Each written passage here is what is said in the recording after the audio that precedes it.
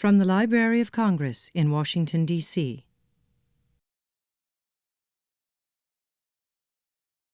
I've known Carol for a number of years. She is just finishing her term as the Poet Laureate of California.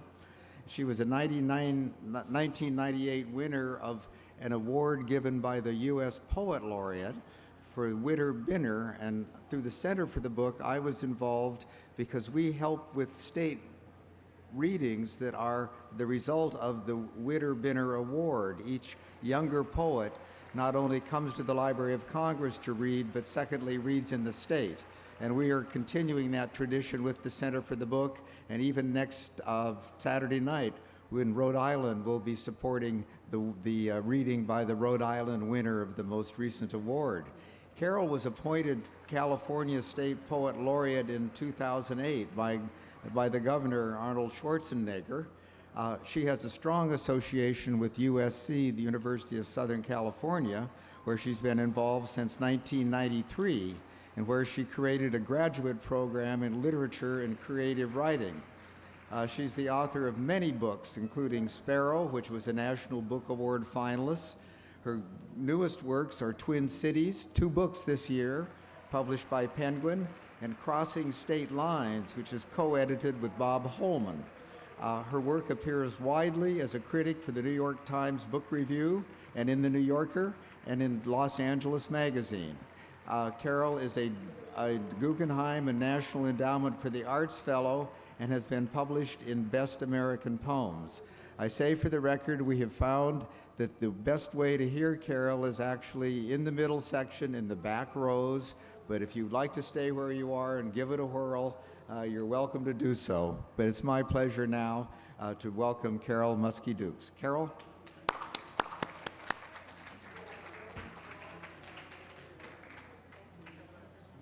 Thanks so much. Hi.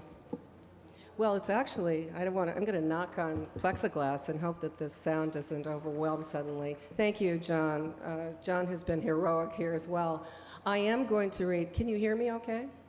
I'll try, if the sound starts up, I'll try to keep it about at this level and hope that that's going to work.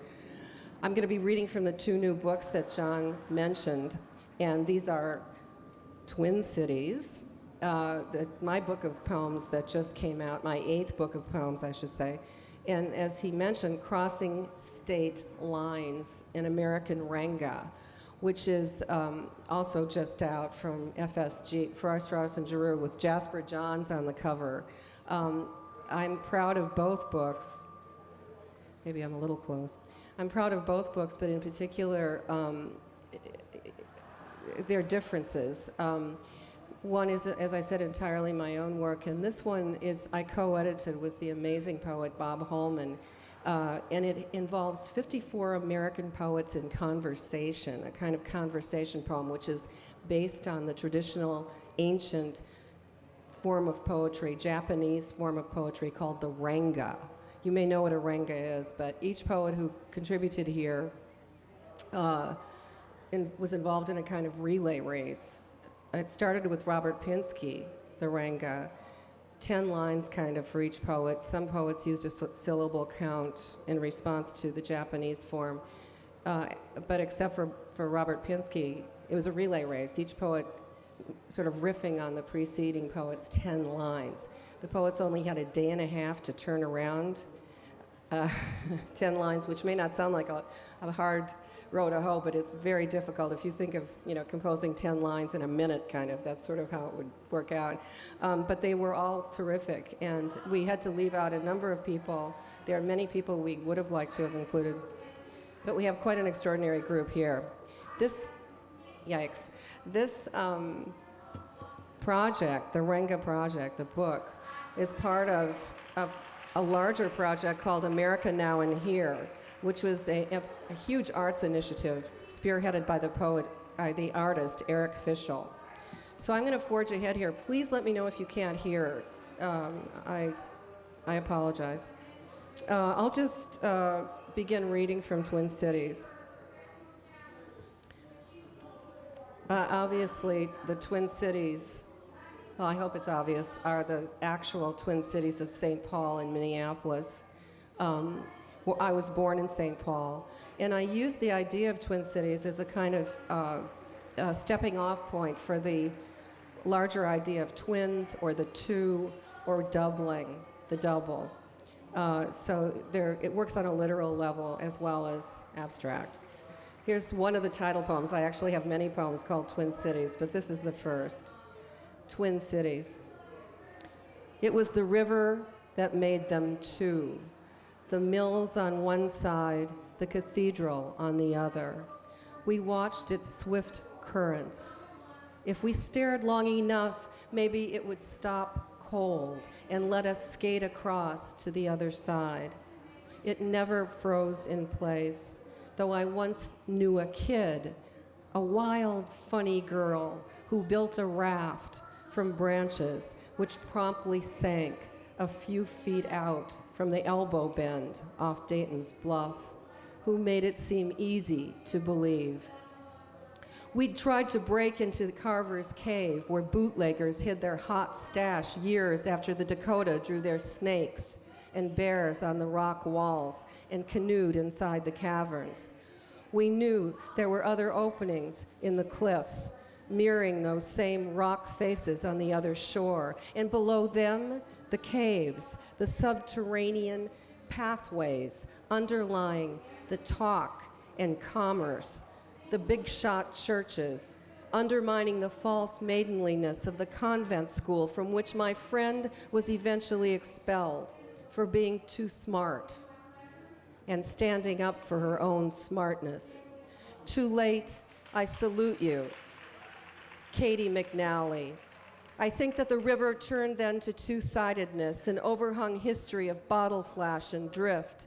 I see you still, laughing as the lashed sticks sank beneath you, laughing as you did that morning when the river lifted its spring shoulders, shrugging off the winter ice, that thin, brittle mirage, making you believe we were all in this together. Thank you. Can you hear okay? Good. This is a poem for my late husband, who was a wonderful actor. The book of poems preceding Twin Cities is called Sparrow, and I wrote that book after my husband died very suddenly of a heart attack in 2000. I thought I'd never write again, but suddenly these poems came to me in a flood. So with Twin Cities, I feel I'm moving beyond the elegy, in a sense, moving beyond the discourse of grief. But this is a poem inspired by my late husband returning from a long trip when my daughter was very small. It's called The Invention of Your Face. I was waiting when you came back from Argentina. That summer you smuggled dulce de leche in your luggage. You talked about the film. You discovered how the proscenium shifted, haloing the body in the camera gaze, and how you emerged through that fluid arch each frame. You'd missed me, you'd missed her, 6 years old and suddenly shy in your presence.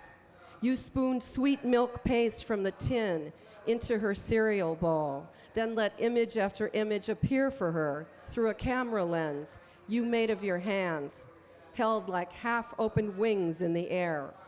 She could see the great waterfall, Iguazu, and miles of hardwood trees called breakers of the axe, quebracho, as they swirled up in the Chaco, and one red horse galloping all by itself across the pampa.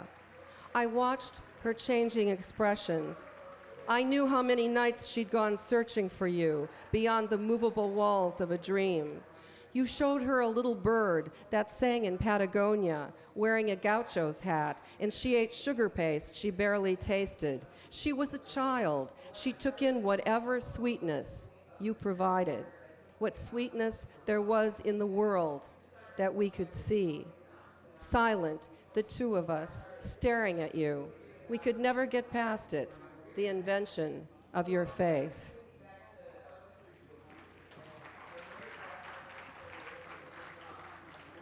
You know, we've been talking, some of the poets up here have been talking about writing and teaching and how writing and teaching inform each other. And Stan Plumley, who's a dear old friend and wonderful poet, of course, mentioned that he feels that writing and teaching, one's writing and one's teaching are very separate. I disagree somewhat. I think that, for me anyway, teaching and my own writing seem connected in some way I couldn't really describe, but the energy seems to charge itself back and forth from writing and teaching. And I was going to introduce this poem by saying that I always tell my students, or I often tell my writing students, it doesn't matter what really happened. You know, sometimes when writers are first learning to write, they'll say, well, you can't really criticize this because you weren't there, it really happened like this. That's irrelevant, obviously. You know, what you do when you write a poem is you transform what really happened into a poem, which is a separate thing. But having said that, I have to say, in this poem, it really happened, what I'm describing. Sorry about that. It's called Condolence Note, Los Angeles. And if you can't hear, I was going to just clarify that there is actually a book that exists of etiquette, funeral etiquette, how to write a condolence note, how to act at a funeral, and so on, how to dress. And these people in the poem were reading that book. Condolence Note, Los Angeles. The sky is desert blue, like the pool, secluded. No swimmers here, no smog, unless you count this twisting brush fire in the hills. 2 kids sit, head to head, poolside, rehearsing a condolence note. Someone has died. Not an intimate, perhaps a family friend, prompts the manners guide they consult. You shouldn't say, God never makes mistakes. She quotes, snapping her bikini top, right, he adds, you could just say he's better off. Or, heaven was always in his future. There's always a better way to say, we're sorry that he's dead, but they're back now inside their music, pages of politeness fallen between them. Oh, do not say that the unsaid drifts over us like blown smoke. A single spark erupts in wildfire. Cup your hands, blow out this wish for insight. Say, forgive me for living when you are dead. Say, pardon my need to praise without you, this bright morning sky. It belongs to no one, but I offer it to you, heaven in your future, along with silent tunes from the playlist, the end time etiquette book dropped from the hand of the young sleeper. It's all we have left to share, the book of paid respects, the morning's hot blue iPod, sunlit words on a page, black border. Thank you. This next poem is kind of a shocking, some people might be shocked by it, I'm sorry to say, but I'm going to read it anyway. I usually have great friendly emails, but I at one point started getting hate mail on email. I don't know if you've ever experienced that. Somebody who said that they knew me and truly hated me started sending things to me that were sort of, blood-curdling. So I decided the best response would be not to answer this person, obviously, but to write a poem about the experience called Hate Mail. And so it was like, I really recommend it as a very cathartic exercise in writing, to write yourself a hate mail. So here it goes. You are a whore. You are an old whore. Everyone hates you. God hates you. He pretty much has had it with all women, but let me tell you, especially you. You like to think that you can think faster than the rest of us. Ha! We drive the car in which you are a crash dummy. So why do you defy our executive committee when it will never cede its floor to you? If a pig flew out of a tree and rose to become a blimp, you would write a poem about it, ignoring the greater good, the hard facts of gravity. You deserve to be flattened by the greater good. Pigs don't fly, yet your arrogance is that of a blimp that has long forgotten its place on Earth. Big arrogance unmoored from its launch pad, floating free, up with mangy Canadian honkers, up with the spy satellites and the ruined ozone layer, which is, by the way, caused by your breath. because you were born to ruin everything. Hacking into the inspiration of the normal human ego, you are not Queen Tut, honey. You are not even a peasant barmaid. You are an aristocrat of trash, landmine of exploding rhinestones, crown of thorns, cabal of screech bats. I am telling you this as an old friend who is offering advice for your own good. Change now or we will have to take measures, if you know what I mean, which you do. And now let's hear one of your fucked up poems. Let's hear you refute this truth any way you can.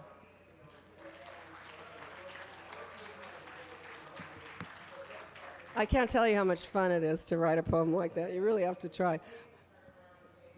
The ones that I received, the hate mail I received wasn't quite that wild in imagining, but still was fun. This is a poem called Boy. I once went trout fishing in the Himalayas, which is a strange thing to be able to say, but I was actually writing a report, or I was writing for something for the Ms. magazine about a woman who's a doctor in Srinagar in Kashmir, the main town. And I ended up, it's a long story, but I ended up going up into the Himalayas with the Shikari, who were like the Sherpas. And they couldn't describe me as a woman because it's, as you know, a Muslim country. And I couldn't, be traveling alone. Well, I was with a friend, but we couldn't be traveling like that unless we were not women. So they called me Boy the whole time. And I sort of tried to dress as if I were a boy. So this is called Boy. And I was amazed to discover that I remembered the word. This was many years ago when I was there. It's obviously not safe to go to Kashmir now for tourists. But I remembered the word for big fish in Kashmiri. I was very proud of that because the magazine this was published in is famous for its fact-checking, and they said it was right. Anyway, Boy. They called me Boy in Kashmiri because they had no other word for what I appeared to them to be. Taller by a half foot, gawky in my rolled jeans and cap, they chose to look away from my small breasts and voice lilt and rename me in the lexicon of sex. The Shikari, mysterious, wizened, in loose turbans, were our guides, up the mountain and through the wall of white water. They linked arms with us and waded us through to the high, still pools above, where we'd cast for trout. They stepped in and out of Allah as we climbed, in sun and shade, singing his name. We were miles above Srinagar and 200 miles from China, and the finned bodies were swift under the surface. The Shikari pointed, Budagard, big fish. Then they murmured their one word for me, and it was not sister or daughter. I was naked face, 27, a rebel, I thought. Therefore, they made me their oversight. Had they not looked away from me as they spoke? Had it been otherwise, they would have heard it above the peaks, the clear, unwavering call, a command to rip my cap away, to pick up stones, to separate my face from my face, stripping the veil from a hook of air, holding it over my breath till I gasped like a fish, till I was a pair of eyes on a plate. That body, the world wishes both to savor and destroy. Thank you. Here's another poem that I hope will come across because I have to kind of do the voice of a parrot. I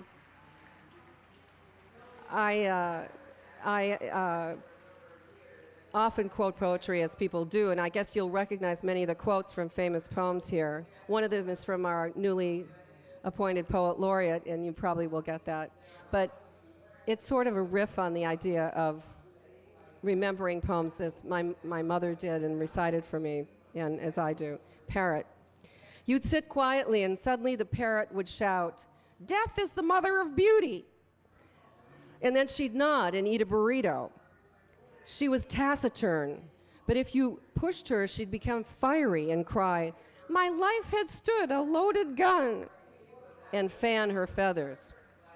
What do you have to offer that is more inventive, than the parrot's glittering discourse? What do you have to say that could not be topped by, "The world is too much with us. Sunset and evening star, we real cool." And "They feed they lion." Or "Whose woods these are? I think I know." "I think I know," the parrot protests. "I honestly think I know. But I'm so tired of squawking the same profound, shimmering insights and nobody listening." Thank you. I might switch just for a minute to this other book, Crossing State Lines, and again, I hope that the voices of these poets will come through because there are many, many different voices. Just to give you a sense of some of the poets here, I mentioned that the Renga begins with Robert Pinsky, and it is then handed off to C.D. Wright, handed off to Rita Dove, handed off to Billy Collins, handed off to Suhair Hamad, Suhair hands off to me, and so on through Jane Hirschfield, Joy Harjo, Susan Wheeler, C.K. Williams, Philip Levine, our, again, new poet laureate, U.S. poet laureate, and on and on and on. Michael Ryan, Brenda Hillman, Robert Haas. And there's actually a contribution from a poet soldier who I met years ago when I read my poems at West Point. West Point used to have a wonderful poetry reading series, and they invited poets to come and read to the whole plebe class. But I met this officer, then a captain, Ed Letford, and he's now a lieutenant colonel, and he was in Afghanistan when he wrote his contribution to the Renga. So it really includes a myriad of voices.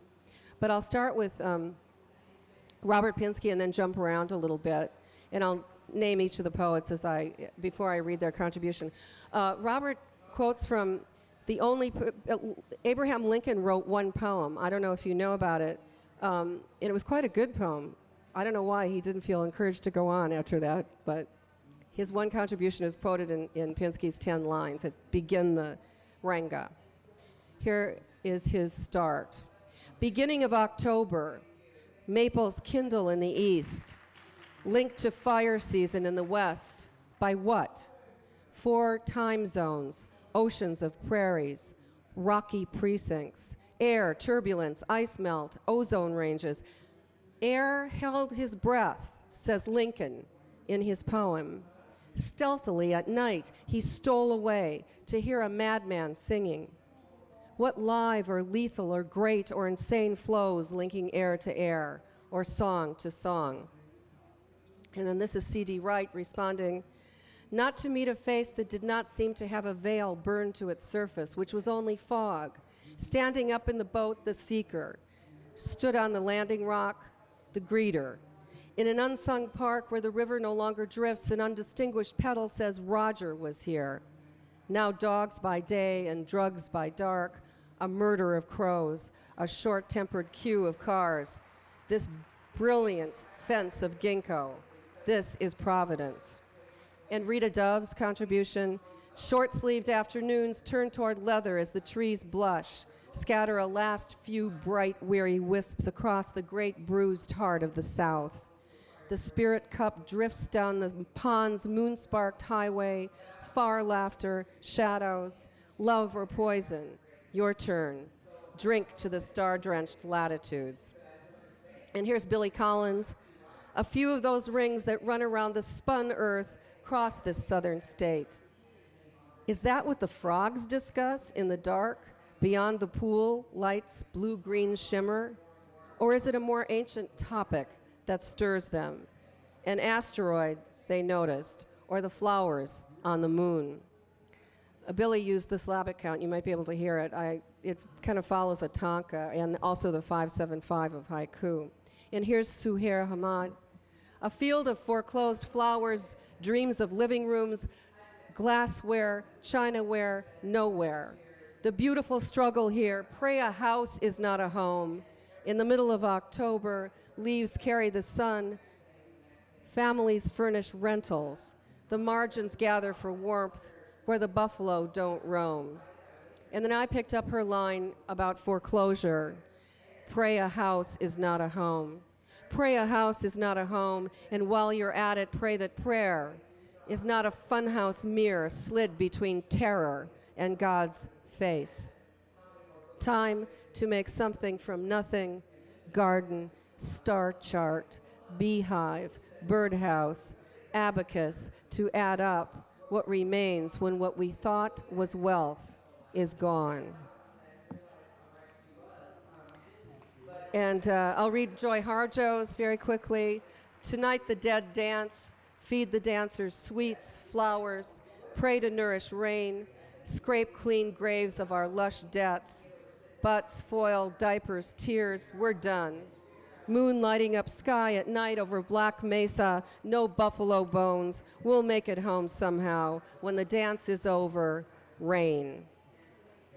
And this was around the time of Obama's election that the Renga was being written. So this might be the first poem that has text in it, someone texting, from Susan Wheeler.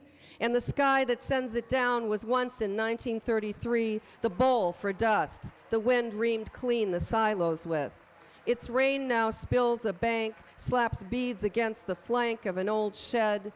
Within wet a girl thumbs new prez, N-U-P-R-E-Z, ecstasy, right, R-Y-T, question mark, send. She hardly hears the wind. I love that there's someone texting in a poem. Somebody pointed out to me, I think it was the poet Mark Doty, that the same gesture that we used to text with the thumbs was the way that they used to print manually cuneiform in ancient Sumeria, and they were faster at it.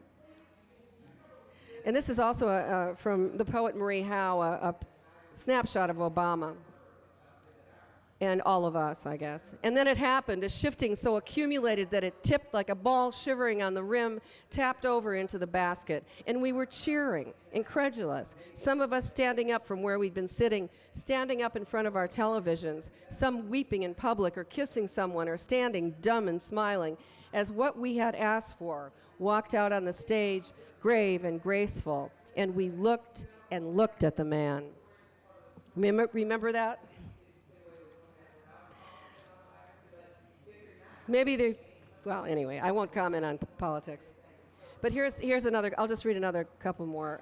This is from Michael Ryan. How many posts does it take to change a light bulb? 2. 1 to change the light bulb and 1 to envy the one that got to change the light bulb. How many posts does it take to change a light bulb? 2. 1 to change the light bulb and 1 to write, I'm screwed. How many posts does it take to change a country? How many presidents? How much pain? And then responding to Michael Ryan's, Brenda Hillman, and a light bulb turns earth. Berkeley lovers in a Thai cafe, mint, sweet basil, Geminid showers all this week, solstice, almost. You can take money out of the empire, but you can't take the empire. Look, enough of these wars. A rabbit crouches in the moon. And this is actually, I'm only going to do a couple more, I promise. This is Adrienne Rich, and usually, Adrienne Rich writes a different kind of poem. Hers is a blues version of the Renga. Renga, Renga, on the screen, where has all the music gone? State line potato chips, wish I had a few in hand. Down in the Lehigh Valley at the bottom of the bottomless ditch, lived alone in a cabin attending the railway switch. Went down to St. James Infirmary, saw my baby there. Bees and butterflies, picking out her eyes on the streets of New Orleans. You know I'm a crawling king snake, baby, and I rules my den. Women loving each other, they don't think about no man. They ain't playing it secret no more. These women playing a wide open hand. And then there's one from Jory Graham. I don't think we have time to hear them all, but I will read the one from the poet Soldier, and then the final Renga contribution from Robert Haas. This is Lieutenant Colonel Edward Ledford, writing from Afghanistan. He was actually in the Pentagon when it was hit by the plane on September 11th, 2001. He was in another wing of the Pentagon, and he told us that the only thing left standing in the wing that was hit was a lectern with a dictionary open on it, as if to say that the word survives. It's part of it's mentioned in his poem. Pathogens injected Trojan horse style, temple walls crumble before a small lexicon, altered and stable, unsullied, too briefly a miracle. Our neo-tragedy was their crazy carte blanche. You'd think they'd have read their Homer, but like slapping the moron beside the bully, we invade Babylon to applause, which muted, throats cleared for political posterity. Soldiers are nothing more than pharmacon charged with the damned's duty, enlisted to oaths that only finally matter when we wish they didn't. The soldier philosopher turns the gun on himself to salvage some meaning. A smirk and crooked smile, heh heh heh, sure showed him, didn't we? Dead eye. And finally, Robert Haas. Oh, well. Along the coast in greeny April, forgiveness is the blue sheen of lupin on a windy hillside. The grasses stating their case for and against the continent's violent requiem. The year turning as a ranga turns toward its source, rivery, many-voiced. But what source, really, in the turning? So the hikers who have walked to the cliff's edge unpack their lunches and stare at the Pacific. Thank you. I don't know what my time's like. I'm going to read a couple more of my own poems, and then if you want, I don't know, if we should have a question and answer. Let's just see how the sound goes. This is a poem called River Road. Okay, thank you. 10 minutes. River Road. This sounds like I was popular in high school. I was not. I was actually in a sort of convent school with nuns, and I only saw boys at what they called mixers that featured usually a statue of the Virgin Mary and a fountain at the center of the dance floor. Anyway, but this is about a road in along the Mississippi River in Minneapolis, St. Paul, where kids, young kids used to race their cars. River Road. So you had your share of summer nights, cars breaking fast along the river road. The world was asleep, yet alive with threat, the high, grieving sound of acceleration. Beauty grew too fast, like your body, ungainly, unfaithful. Along the river road, there were nodding lilacs. Every intersection dangerous, your life dangerous, but you didn't know then how damage is made. Not just the flipped, glittering chassis spun apart into anecdote, but night's notched up velocity, ascending through a blue reservoir of scent. To remember the inevitable in terms of engaged, disengaged, gear to gear, one heightening judgment, is to forget that back then the worst happened each time it happened. What was speaking loud over the figure on the dash, that was God, or not God. Something flashing past each roadside presence, statue after gesturing statue, trying to reverse your belief in imagination as the opposite of fate. Imagine a speed at which you could make what was happening not be true, a speed at which you could bargain for it, that you, on fire, from this minute forward, could be somebody else. And I'll read one last poem, and then we'll see if there are any questions, and then we'll see where we are time-wise. I think we have about 5 minutes. This is the fifth section of a poem in sections that ends the book called Twin Cities. And there'll be some references you won't necessarily get because they refer to the other sections, but just try to bear with me. It's meant to be a sort of, the poem itself is called Stand-Up Delusions, and it's meant to be in the voice of a stand-up poet or comedian. Funny thing happened on my way to the mikveh. In Salem, lost my chador, my chastity belt, my bad. Please forgive the crash dummy, homie. No one thinks women are funny, but we have a driver's timing, even in the death seat. Take my wife, a pole dancer in Krakow. She kills. Late night, an actress playing Virginia Woolf with a rubber nose to raves. Honk, honk, all wrong. Our Virginia was a drop-dead Groucho wit, even as she filled her pockets with heavy stones and headed for it. River of hello, I must be going, where death doubles back on itself. Take my husband, how we met in Italy in the late Romantic style. The night before I first saw his mesmer face, I caught the shooting star, green and widening, arc of fire across the Tuscan sky. Oh, look, the gates keep opening on it, that lit up, tear-filled, joke-black city of knock, knock. Who's not? Who's not? What then? Then Posthumous, the poet, writes the world back into being. Thank you.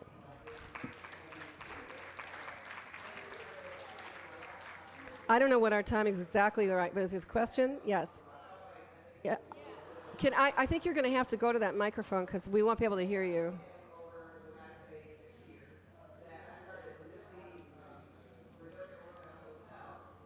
Hi, I'm Marilyn Pro. And Toni Morrison said she started writing as a child because of the power of words. What influenced you? Well, I think exactly the same thing. I think Toni is right on it. My mother, I was talking earlier to people about poetry out loud. My mother was from maybe the last generation of Americans who learned poems by heart. She learned out on the prairie in North Dakota during the Depression in a class they used to call elocution. And they would study all the great poets and memorize their poems. So she had Tennyson and Milton and Shakespeare and Emily Dickinson and on and on and on, all by heart, along with the great speeches and odes like the Gettysburg Address and so on. And when I was a little kid growing up, my mother was like a fountain of poems. I just grew up in this bath, this ocean of poetry. I remember actually her pushing me on a swing. I was really a little kid, and she was pushing me on a swing in the backyard and reciting Robert Louis Stevenson's The Swing, which begins, how would you like to go up in a swing, up in the air so blue? Oh, I do think it's the pleasantest thing that ever a child can do. So I was actually swinging inside the poem, out on the outline and back on the second line, and the return line. So, I grew up feeling like I was living in a poem because of my mother. So I think her great love of words and her own love of poetry, I had no choice. I had to become a poet. And actually, I often wonder if I ever had a choice. I mean, I don't know what else I would have been. I always think I'd like to have been a scientist like my daughter, but I don't know. Any other questions? So, I don't know. Where are we time-wise? Are we okay? I'm sorry. John? Thank you all very much. Let's give Carol a hand, right? This has been a presentation of the Library of Congress. Visit us at loc.gov.